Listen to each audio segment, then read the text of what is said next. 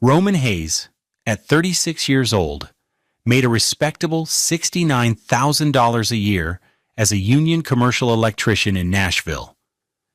It was a good living, an honest one, built with the skill in his hands and the sweat on his brow. On this particular Tuesday morning at 6:18 a.m., he was kneeling on the damp grass of their front lawn in North Nashville, his hands usually steady enough to wire a 480-volt panel live, trembling slightly as he tightened a loose connection on their mailbox. The air was thick with Tennessee humidity, and the rising sun was just beginning to slice through the morning haze. It was inside their small, $1,400 a month rental house that the foundation of his life was being systematically demolished. The bedroom window was open just a crack, and his wife Adriana's voice, a voice he once thought was the sweetest sound in the world, drifted out, sharp and clear as broken glass. She was on the phone with her sister Sasha. He wasn't trying to eavesdrop, but the words found him anyway, wrapping around his heart like razor wire. "Honestly, Sasha, he's getting suspicious about the money again," Adrian said, her tone a mixture of annoyance and amusement. "He keeps asking about his last bonus, going on about it being $17,000. Can you imagine?" She laughed, a short, brittle sound that had nothing to do with humor. "I just told him he must have misread the memo, that the company is probably tightening its belt." There was a pause. Roman could picture Adrian perfectly, sitting on the edge of their shared bed, her long, elegant fingers toying with the silk tassel on her $350 robe, her beautiful deep brown face twisted into a mask of casual contempt. Sasha's voice was too faint to make out, but Adrian's reply was a cannon blast in the quiet morning. "Oh, please. He'll get over it. He always does." Another pause, and then the words that would be seared into his memory for the rest of his life. "He'll take whatever I give him and still stay. He stays for the scraps, Sasha. Always has." Scraps. The word hit him not like a punch, but like a slow-acting poison, spreading a cold numbness through his limbs. He stared at the screwdriver in his hand, a Klein Tools model that cost him $24.99, a tool he used to build a life for them. He thought of the overtime hours, the weekends spent on call, the physically grueling work in unfinished buildings, freezing in the winter and sweltering in the summer. All of it, in her eyes, was just him begging for scraps. He felt a profound, bottomless humiliation. It was the kind of shame that didn't make you angry, not at first. It just made you feel hollow. He was a good man, a proud black man who worked hard and loved his wife. He thought they were a team, building a future together brick by brick. He had no idea she was the one kicking the bricks out from under him as fast as he could lay them. He slowly stood up, the screwdriver feeling impossibly heavy. He looked at the house, at the window from which the poison had seeped. He had no idea what was coming, but in that moment something inside him shifted. The warmth he'd felt for the woman inside, the patient, enduring love, was extinguished, replaced by a cold, hard, and terrifyingly clear sense of purpose. She thought he would stay for scraps. She had no idea he was already gone. Have you ever felt so completely underestimated that it changed the entire course of your life? Sometimes the most painful betrayals are not the loud, dramatic explosions, but the quiet, dismissive words that reveal you were never truly seen at all. Roman's journey from this moment of crushing discovery to quiet vindication is a testament to the strength that can be found when you finally decide you are worth more than the scraps someone else is willing to give you. Let us know in the comments if you've ever had a moment that forced you to reevaluate everything you thought you knew. Their life, from the outside, looked like a portrait of contentment. Roman and Adrian Hayes, a handsome couple building a life in the vibrant, ever-growing city of Nashville. Their world was one of domestic normalcy. played out in the cozy confines of their two-bedroom rental. Roman's love was a verb. It was in the way he got up at 5 a.m. every single morning to make coffee, preparing her cup exactly how she liked it, with 1 teaspoon of sugar and a splash of the $6.99 oat milk she preferred.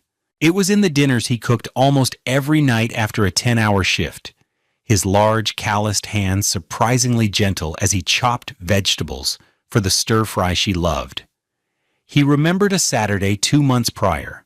The faucet in the kitchen sink had developed a persistent drip, a sound that drove Adrian to distraction.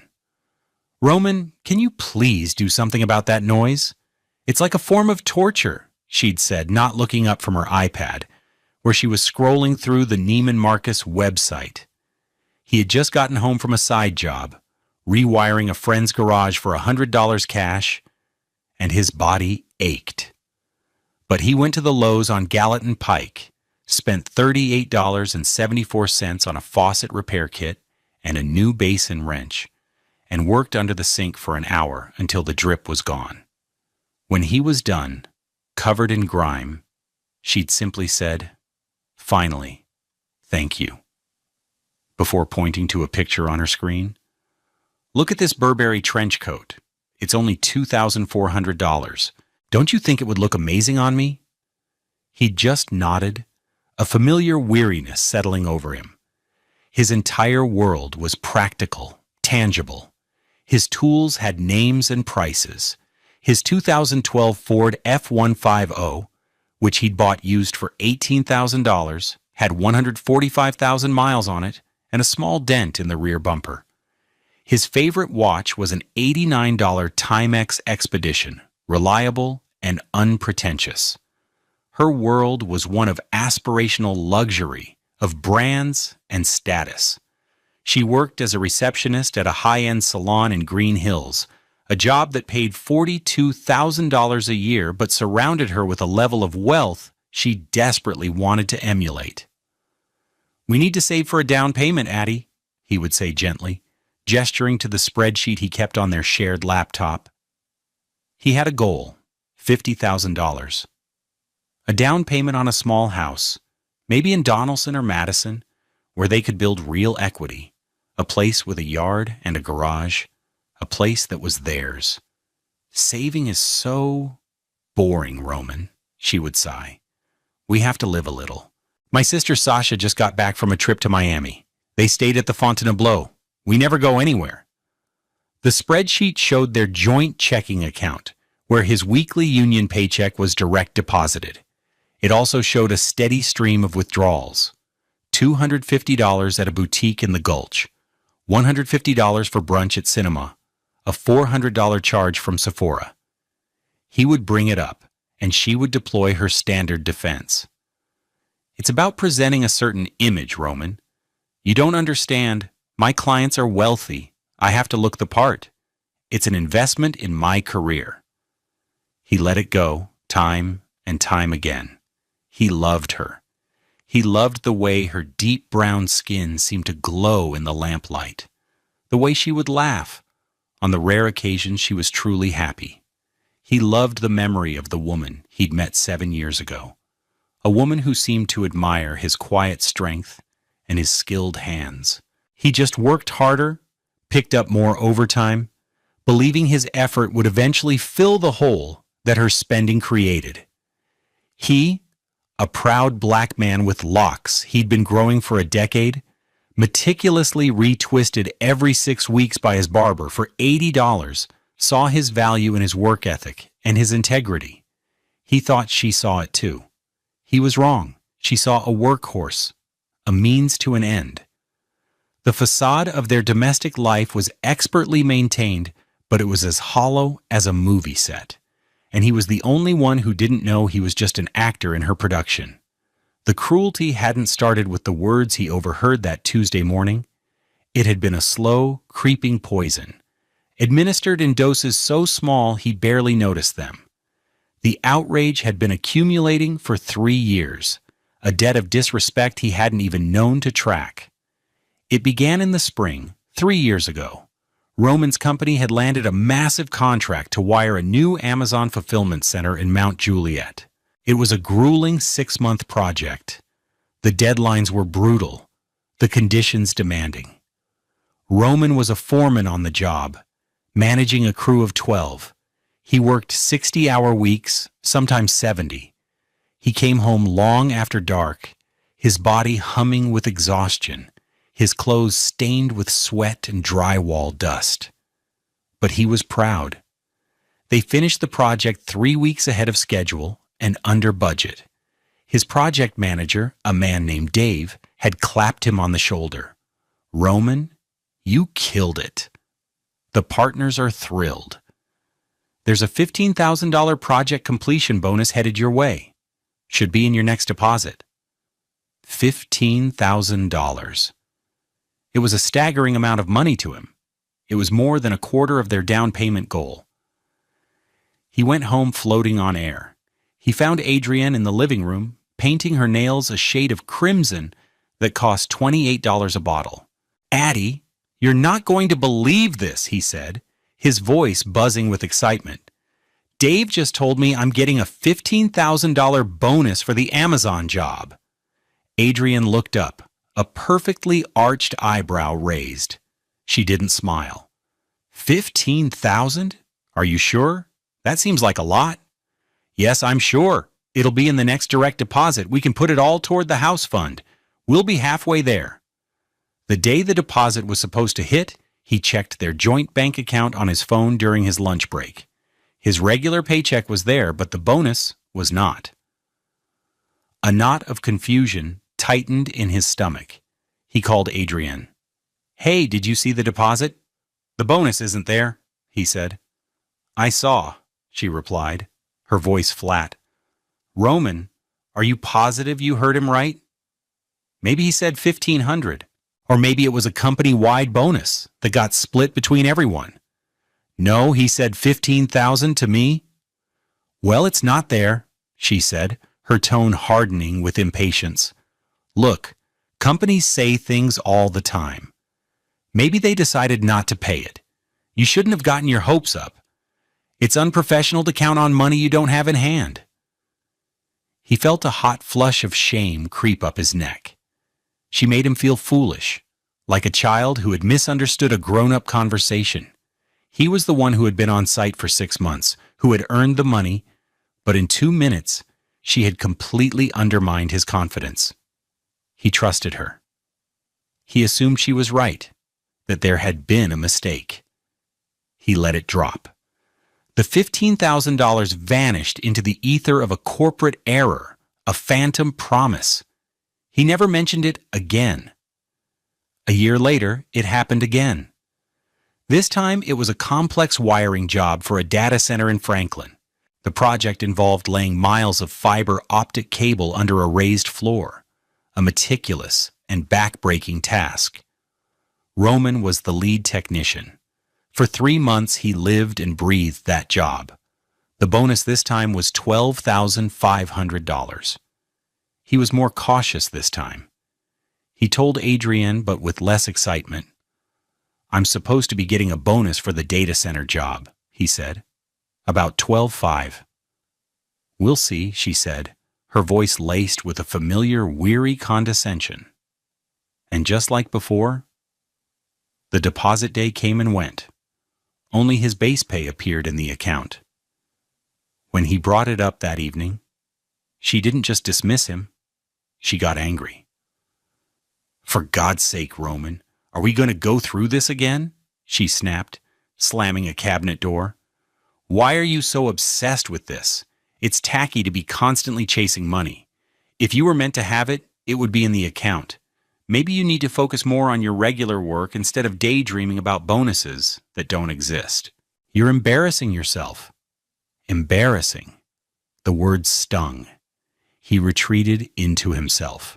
He was a man who took pride in his competence, and she was painting him as a deluded fool. The doubt she planted took root. Maybe he was wrong. Maybe he was hearing what he wanted to hear. The humiliation silenced him.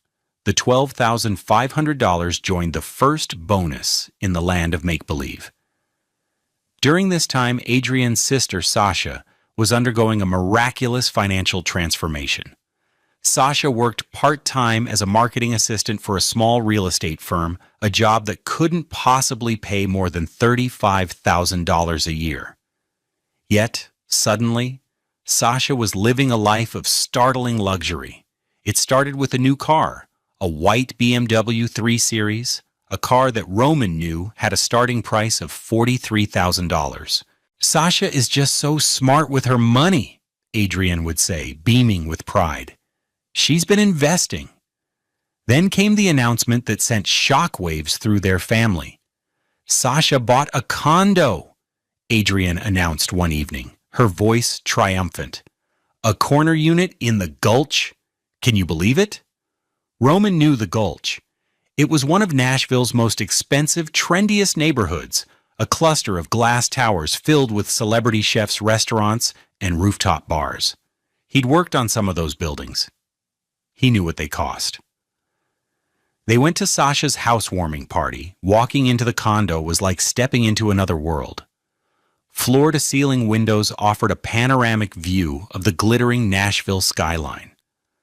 The kitchen was a masterpiece of stainless steel and quartz, with a sub-zero refrigerator that cost at least $10,000. The furniture was sleek, minimalist, and expensive. Roman saw a price tag he'd accidentally left on a floor lamp from Restoration Hardware. $1,895. How could she afford this? Roman whispered to Adrian as they stood on the balcony, the city lights spread out below them like a carpet of jewels. Adrian scoffed, pulling her arm away from his. "She's brilliant, Roman. I told you. She made some incredible moves in the market. She doesn't just work for a paycheck like some people. She makes her money work for her." The dig was unmistakable. He was some people. The third bonus was 6 months ago. A $17,000 payout for finishing the electrical systems on a new Vanderbilt University medical building. This time, Roman didn't say a word to Adrian. He watched the pay schedule like a hawk. He saw the bonus listed on his online pay stub from the union. It was real. The money was issued. And yet, on deposit day, it once again failed to appear in their joint account.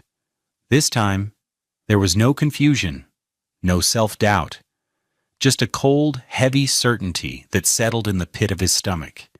He was being stolen from. And the person he shared a bed with, the person who held his heart, was the thief. The thought was so monstrous, so profoundly disloyal, that he couldn't confront it directly. It was a dark shape in the corner of his mind, a truth too terrible to face. So he said nothing. He carried the cold knot of betrayal in his gut, a silent passenger in the hollowed-out marriage he still pretended to inhabit. He had no proof, only a devastating suspicion. The final piece of the puzzle, the one that would connect his stolen labor to Sasha's impossible luxury, was still missing, but he could feel it, just out of reach, waiting for him in the dark. That Tuesday morning, after Adrian's words about scraps had landed, the dark shape in Roman's mind came into sharp focus. The suspicion was no longer a feeling. It was a blueprint. The stolen bonuses. Sasha's inexplicable $650,000 condo. The dates, the condescension, it was all connected. At 6:47 a.m., he didn't drive his 2012 Ford F-150 toward the construction site in Midtown. He turned left, heading downtown, his hands gripping the worn leather of the steering wheel. He felt a strange and unnerving calm, the kind that follows a massive explosion when the dust is settling and the full extent of the damage becomes clear. His emotional world was rubble, but his mind was a steel beam, straight and unbending. He parked his truck in a garage on 3rd Avenue, paying the $12 fee without a second thought. He walked the 2 blocks to the Davidson County Courthouse, The morning air was already sticky, but he didn't feel it. He walked past lawyers in their crisp suits and government workers with their lanyards, a man in Carhartt pants and steel-toed boots on a singular, grim mission. Inside, the air was cool and smelled of old paper and floor wax. He found the public access terminals for the Register of Deeds. The interface was clunky, but Roman was a man who understood systems. He navigated to the property records search. He typed in the address of Sasha's condo in the Gulch. A few seconds later, the record appeared on the screen. Owner, Williams, Sasha L. He clicked to view the detailed documents. The first one he opened was the deed itself. There it was, clear as day. Sasha L. Williams, a single woman, as the sole grantee. His heart didn't sink.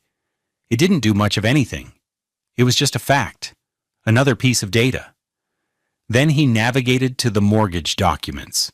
He scanned through the pages of legalese until he found what he was looking for, the closing statement. He zoomed in on the section detailing the sources of funds. Down payment, $45,000. He stared at the number. It was a significant amount, but it was the next line that made the air leave his lungs in a silent rush. Wire transfer. Received from buyer, April 15th, 2020. April 15th, 3 years ago. He pulled out his phone, his fingers moving with practiced speed. He had a folder in his email where he saved all of his pay stubs, a habit of meticulous record-keeping his father had drilled into him.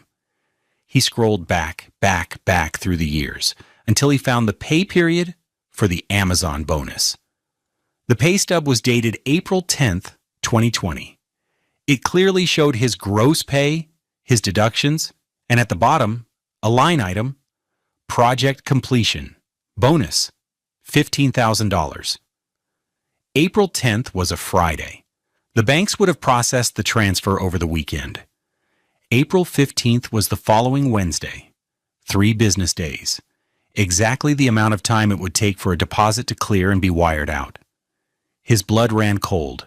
It wasn't a coincidence. It was a transaction. He kept digging. His heart was now beating a slow, heavy drum against his ribs. He remembered the data center job, the $12,500 bonus. He found the pay stub from a year later. The bonus was issued on May 5th.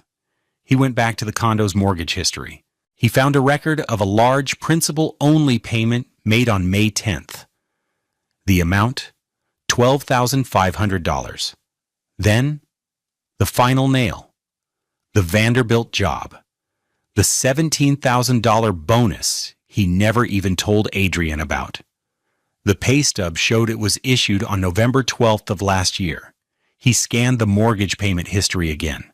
On November 17th, another principal-only payment. The amount, $17,000, $15,000, plus $12,500 plus $17,000 equals $44,500. His money, his sweat, his 60-hour weeks. It hadn't vanished into a corporate mistake. It hadn't been a daydream. It had been systematically intercepted and funneled, dollar for dollar, into a luxury high-rise condo for his sister-in-law. Adrian hadn't just lied to him. She had orchestrated a 3-year-long campaign of theft and gaslighting. She had made him feel incompetent, foolish, and small, all while she was using his labor to build a life for someone else. He leaned back in the uncomfortable plastic chair. The hum of the courthouse faded into the background. He looked at the screen, at the cold, hard numbers that told the story of his marriage, the story of what he was worth to her. He wasn't a husband. He was an asset to be stripped. He wasn't a partner. He was a resource to be exploited. He was the man who stayed for scraps. He printed everything, the deed, the closing statement, the mortgage payment history. He paid the $1 per page fee with his debit card. As the printer whirred, spitting out the evidence of his wife's profound betrayal, he felt no rage. The space where anger should have been was filled with an icy, absolute resolve. The man who had walked into the courthouse that morning was a victim. The man who walked out, a stack of warm papers in his hand, was an architect of consequences. The drive home was a study in control. Roman placed the stack of papers on the passenger seat of his truck, a silent testament to the demolition of his life. Every instinct screamed at him to turn the truck around, to drive to the salon in Green Hills, to throw the papers in Adriana's face and demand an answer. But the echo of her words, "He stays for the scraps, always has," had forged something new in him. A quiet, patient discipline. She believed he was predictable, emotional, and weak. He would be none of those things. He arrived at their rental house at 5:30 p.m., the same time he got home every day. He walked in the door, and the smell of nothing greeted him. She hadn't cooked. Of course she hadn't. Adrienne was on the sofa, feet up, scrolling on her phone. She was wearing a pair of $120 Lululemon leggings and a soft-looking cashmere sweater. She didn't look up when he came in. "Hey," she said, her attention still fixed on the screen. "I'm starving. What are you making for dinner?" For a split second, the sheer audacity of it almost broke his composure. He had just spent his morning uncovering her grand betrayal, and she was asking him what he was making for dinner. It was so normal, it was insane. He took a slow breath. "I'm pretty tired," he said, his voice level. "Maybe we can just order a pizza." She finally looked up, her brow furrowed in annoyance. "Pizza? Ugh, all that grease? Fine. But you're paying. I had to get my lashes refilled today and it was $150. "Okay," he said. He walked past her into their bedroom, the papers clutched in his hand. He placed them inside his empty work bag and hid it in the back of his closet. He felt like a spy in his own home. He ordered a large pepperoni pizza from a local place, paying the $26.50 with his card. They ate in near silence, the sound of some vapid reality show filling the space between them. He watched her, really watched her, for the first time in a long time. He saw the subtle lines of dissatisfaction around her mouth. He saw the way her eyes were constantly scanning for something better, something more. He saw a stranger. Then she dropped the bomb that solidified his path. "Oh, I forgot to tell you the good news," she said, dabbing her mouth with a napkin. "Sasha's refinance on the condo was approved. The closing is this Friday. She's pulling out a ton of equity to put into this new investment fund. She is going to be seriously rich, Roman. It's amazing." Roman felt a jolt, a surge of something that felt like dark electricity. The closing was Friday, 3 days away. "She's having a little celebration Friday night," Adrienne continued, oblivious. "At L.A. Jackson, that rooftop bar at the Thompson. We should go. It'll be fun to be around that kind of energy."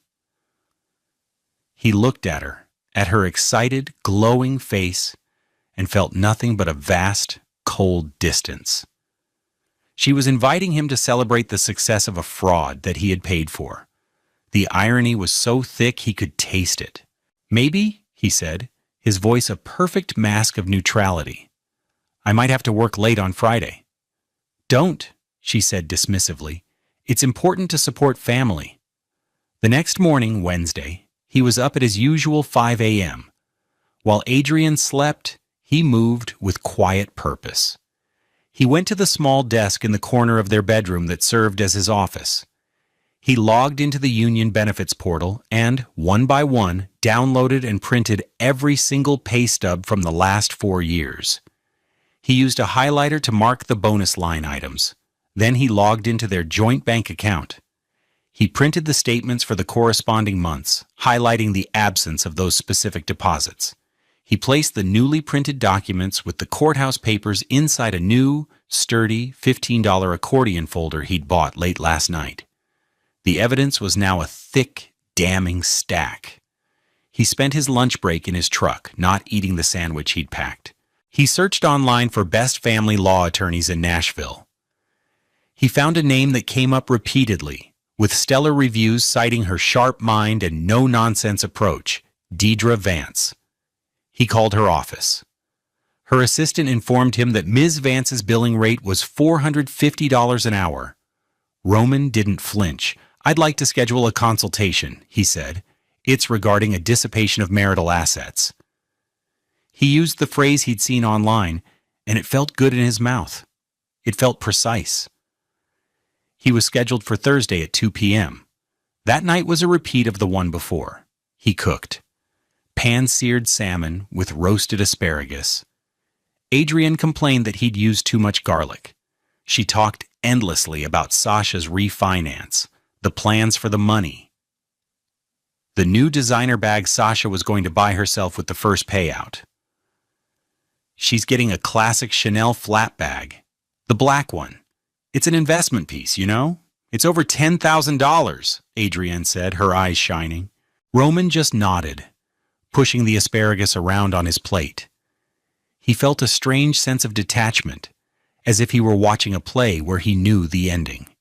He was playing the part of the dutiful, oblivious husband, a role he now knew by heart. But backstage, in the quiet of his own mind, he was rehearsing a very different final act.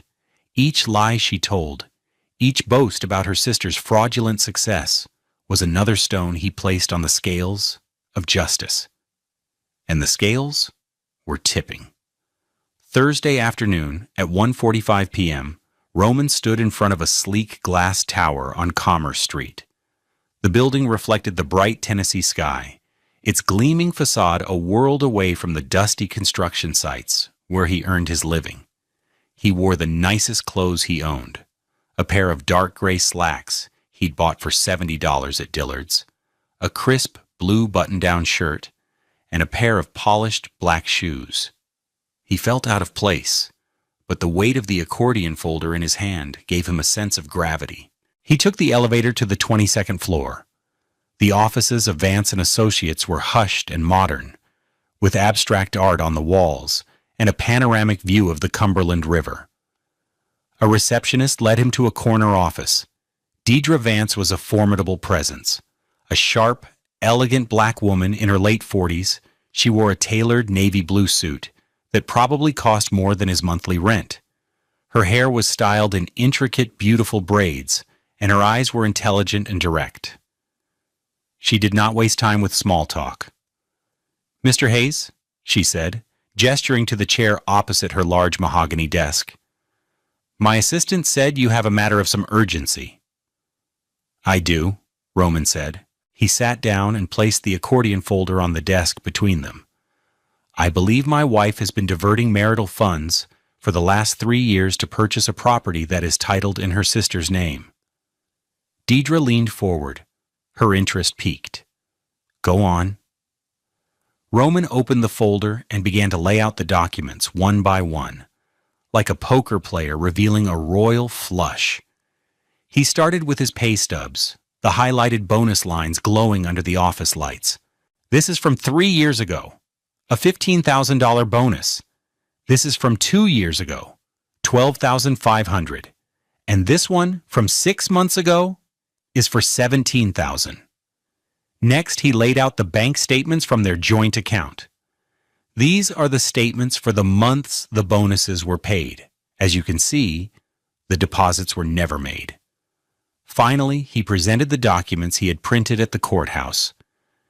"This is the deed to a condo in the Gulch, purchased 3 years ago, titled solely to my wife's sister, Sasha Williams. This is the closing statement showing a $45,000 down payment, wired 3 days after my first bonus was issued. And this," he said, his voice steady, "is the mortgage payment history.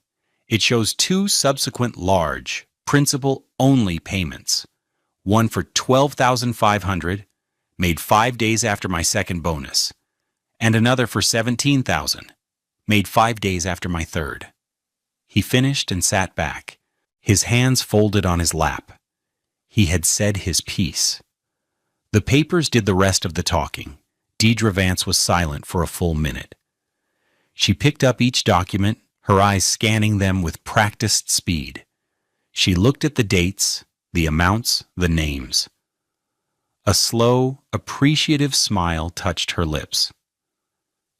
"Mr. Hayes," she said, her voice holding a new note of respect. "In my 20 years of practicing family law, I have rarely had a new client walk in with a case this airtight. You have done 80% of my work for me." She leaned back in her chair. "Your wife's actions constitute a classic case of dissipation of marital assets. The funds were earned during the marriage, which makes them marital property. The fact that she secretly diverted them to purchase an asset for a third party is fraud." Roman felt a wave of validation so powerful, it almost made him dizzy. He wasn't crazy. He wasn't foolish. He was right. "What happens now?" he asked. "Now we act," Deidre said, her tone shifting into strategic mode. "You mentioned she's celebrating her sister's refinance of this property on Friday?" "Yes, the closing is Friday morning." Deidre's smile sharpened. "Perfect. Here is what we are going to do. First thing tomorrow morning, my paralegal will be at the courthouse. We will file for divorce on your behalf. Simultaneously, we will file a document called a aui lease pendens against the condo." "A lease pendens?" Roman repeated the strange-sounding words. "It's Latin for suit pending," she explained.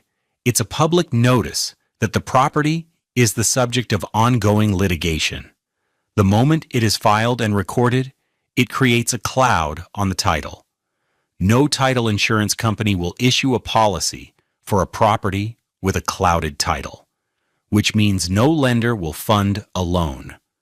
Her sister's closing will be stopped dead in its tracks." The image was so vivid, so precise, that Roman could almost see it, the smug celebration turning to panic, the phone calls, the confusion. "The claim," Deidre continued, "will state that the condo was purchased using fraudulently obtained marital funds, and we will be seeking for it to be legally recognized as a marital asset to be divided in the divorce. We will petition the court to force the sale of the property." It was more than he could have hoped for. It wasn't just about getting his money back. It was about the truth. It was about accountability. "What do you need from me?" Roman asked. "A retainer," Deidre said plainly. "My fee is $4.50 an hour. I'll need a $5,000 retainer to begin work." Roman didn't hesitate. He pulled a credit card from his wallet, a personal Visa card with a $10,000 limit that he kept for emergencies, a card Adrian knew nothing about. This was the definition of an emergency. He slid it across the desk. "Do it," he said. Deidre Vance took the card. "Consider it done, Mr. Hayes. I suggest you try to have as normal an evening as possible, and I would recommend you not attend that celebration tomorrow night." A rare, grim smile touched Roman's lips. "I wasn't planning on it." He walked out of the glass tower and back into the afternoon sun. He felt lighter than he had in years. The weight of the secret, the humiliation, the doubt, it was gone, replaced by the clean, cold mechanics of justice. The plan was in motion. The trap was set. All he had to do now was wait for Friday. Friday morning broke with a deceptive calm. Roman went through his morning routine with a deliberate, almost robotic precision.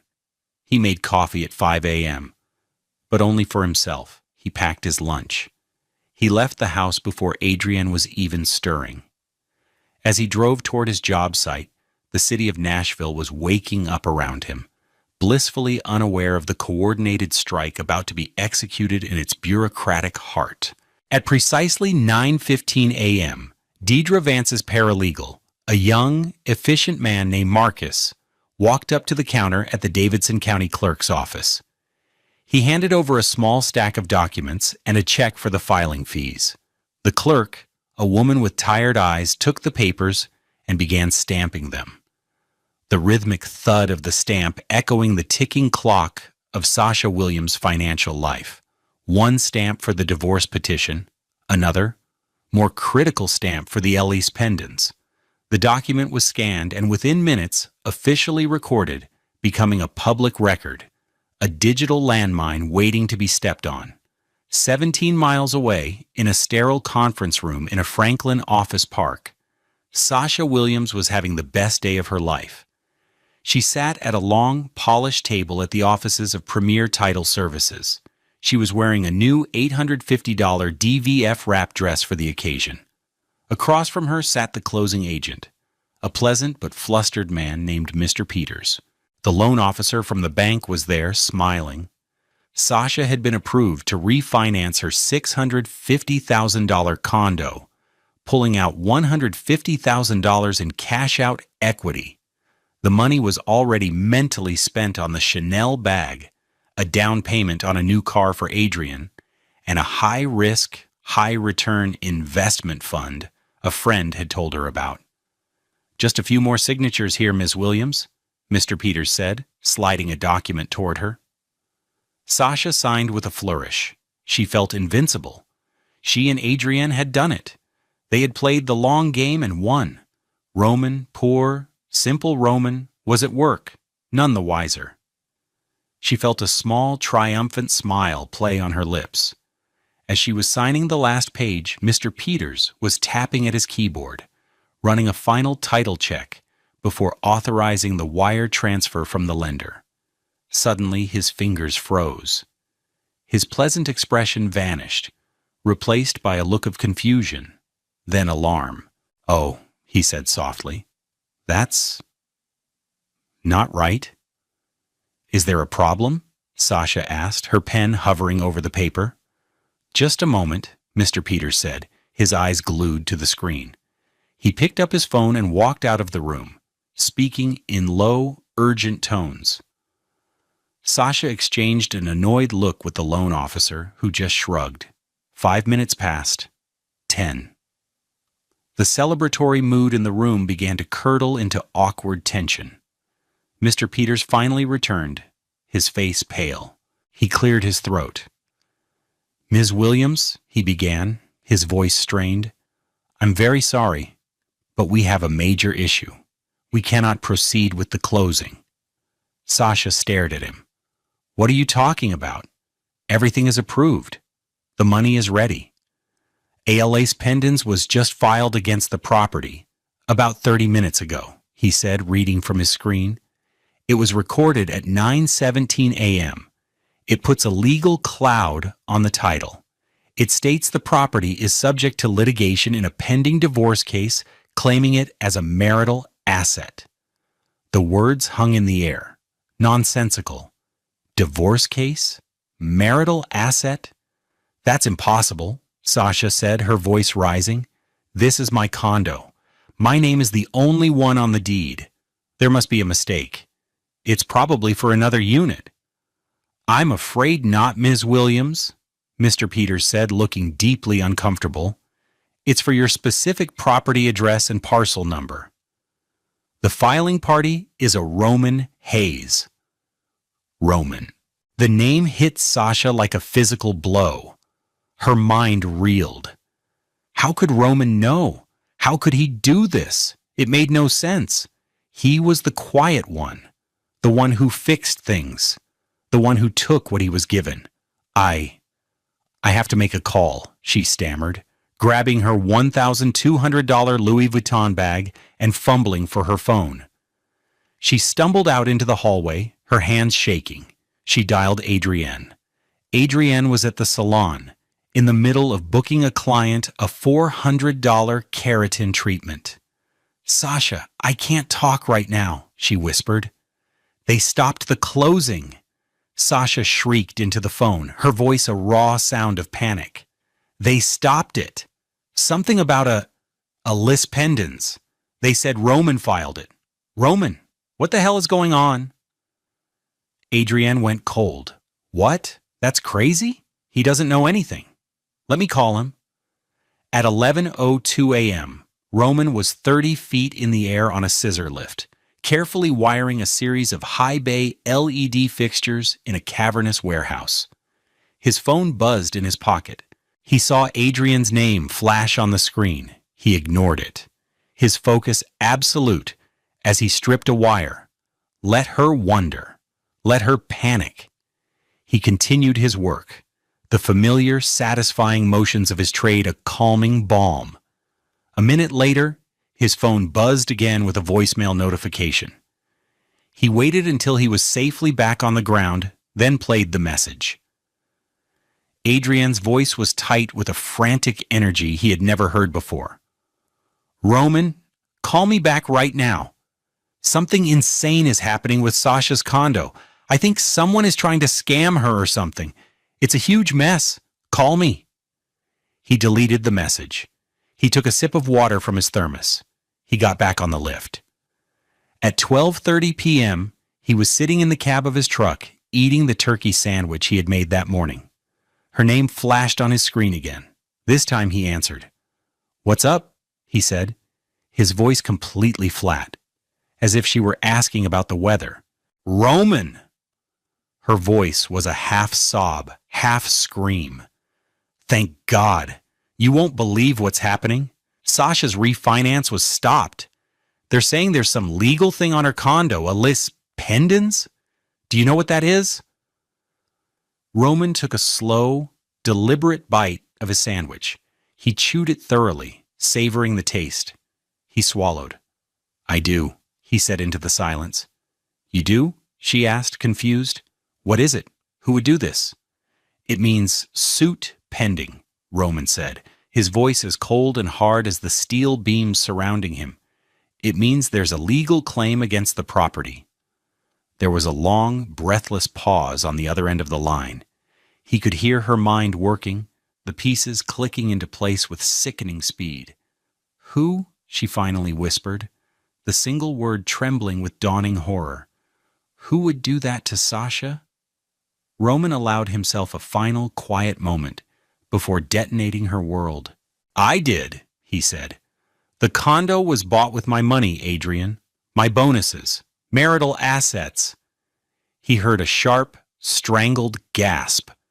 "And by the way," he added, his voice dropping to a calm, devastating whisper, "a process server should be arriving at your salon any minute now. He has some papers for you. I'm filing for divorce." He hung up the phone. He finished his sandwich. The trap had been sprung. The strike was complete. The consequences were just beginning.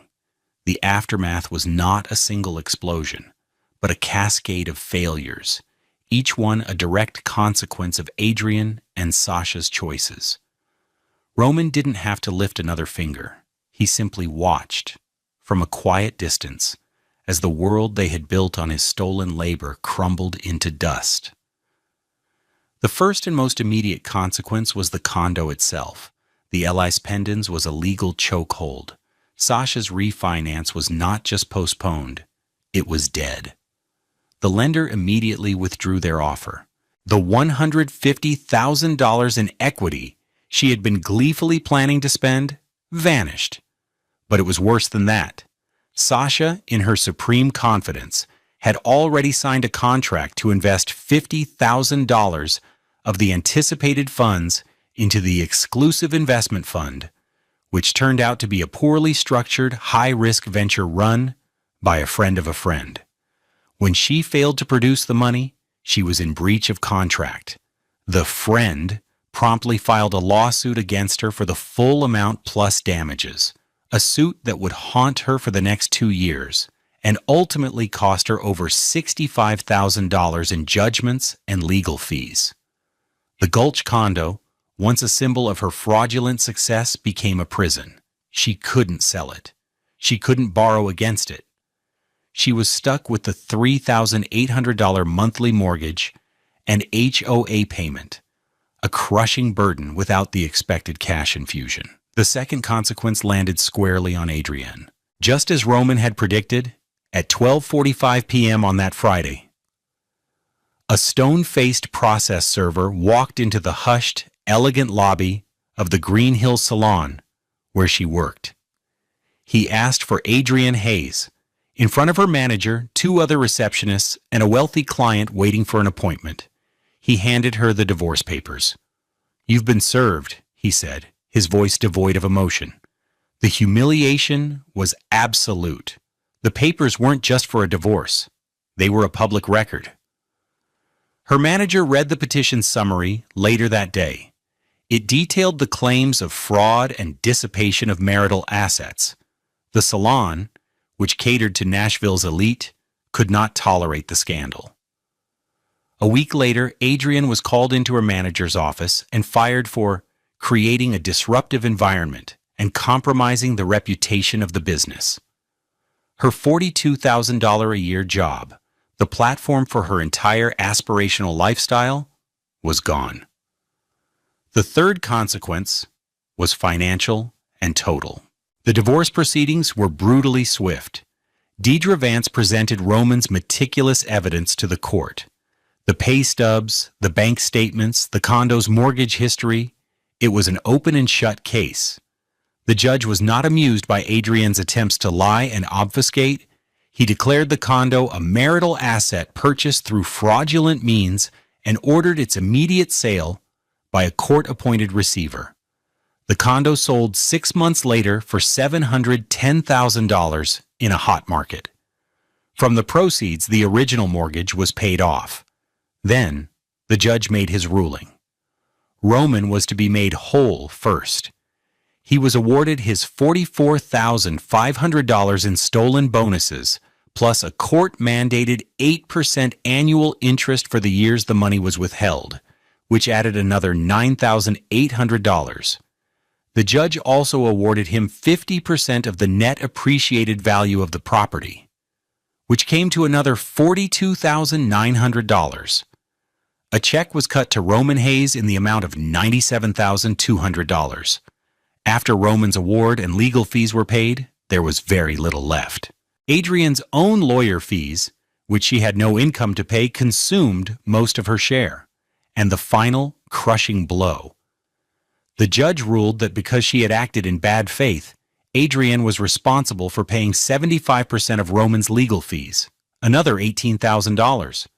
In the end, after everything was settled, Adrienne walked away from her grand scheme of fraud with a net loss and a judgment against her. Sasha, after the forced sale of her only asset, was left with a ruined credit score, a pending lawsuit, and nothing to show for her complicity.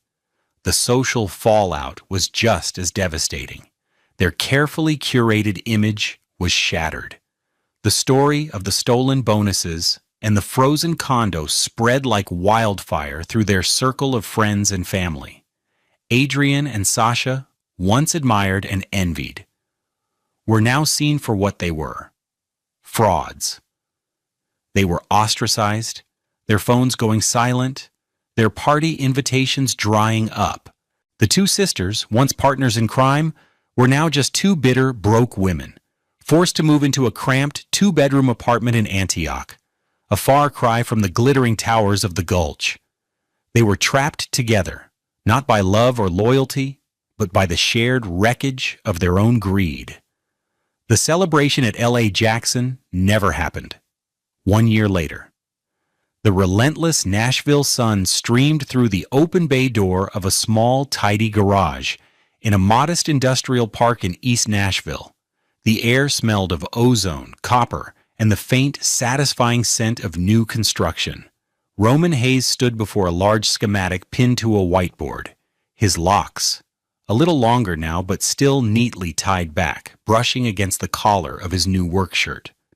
On the back of the shirt, in clean, bold letters, it said, Hayes Electrical Solutions, licensed and insured. He had taken the $97,200 from the settlement and made a choice. He could have used it as a down payment on a house for himself, a symbol of his victory. But the betrayal had taught him a profound lesson about what was truly his. A house could be lost, money could be stolen. But the skill in his hands, the knowledge in his head, that was his and his alone. That was real equity. So he invested in himself. He bought a used but pristine 2018 Ford Transit van for $28,000 and had it professionally outfitted with racks and storage. He spent another $15,000 on the best tools money could buy: Fluke multimeters, Milwaukee power tools, Greenlee benders. He paid for his master electrician's license, his business license, and a comprehensive insurance policy. He didn't start big. He started right. A young man with bright, eager eyes was carefully organizing spools of wire on a shelf. This was Jamal, 20 years old, his hair in short, neat twists. He was a recent graduate from the same Nashville trade school Roman had attended 15 years earlier. Roman had gone back to his old instructor and asked for his best, most promising student. He wanted to give a young black man the kind of solid, respectable start he wished he'd had. He paid Jamal $22 an hour, well above the starting rate, and was teaching him the trade not as a boss, but as a mentor. "Mr. Hayes," Jamal said, "the invoice for the lighting at that new bookstore on Jefferson Street came through. They paid it already, and they sent this." Jamal handed Roman a small, framed object. It wasn't a child's drawing, but it held the same emotional weight. It was a crisp, professional photograph of the bookstore's grand opening. The centerpiece of the photo was the beautiful, warmly lit sign out front, a sign that glowed with a perfect, even light, a sign that they had wired. Underneath the photo, in a simple, handwritten note, the owner had written, "To Roman and Jamal, thanks for building something real and for turning the lights on for us. We're so grateful." Roman held the frame, his calloused fingers tracing the edge. Something real. The words resonated deep in his soul. He thought for a fleeting moment of Adrienne and her sister, trapped in their apartment, surrounded by the ghosts of designer bags and luxury condos. He felt a flicker of something, not pity, but a kind of sad finality. He had heard through the grapevine that Adrienne was working a temp job answering phones for an insurance company, making $16 an hour. He had forgiven her, not for her sake, but for his. Forgiveness was the act of unclenching his own heart, of letting go of the poison so he could build. He looked around his small garage, at the van, the tools, the young apprentice working diligently. This was his wealth. It wasn't a number in a bank account or a deed to a property. True wealth was the skill in his hands. It was the trust of a client. It was the pride in a job well done. It was the quiet satisfaction of building something that lasts, of empowering his community, of turning the lights on for others. The scraps Adrienne thought he lived for were the illusions she chased. His feast was the quiet dignity of his own labor, the respect he had earned, and the future he was building with his own two hands, one connection at a time. True wealth is never about what you have, but about what you can create. It's not found in the luxury items you can buy, but in the skills you cultivate and the integrity you maintain. Roman learned that the ultimate power lies not in exposing a betrayal, but in using the freedom that follows to build a life of authentic purpose. What does true wealth mean to you? Share your thoughts in the comments below, and don't forget to subscribe to Love Beyond Pride for more stories of resilience and justice.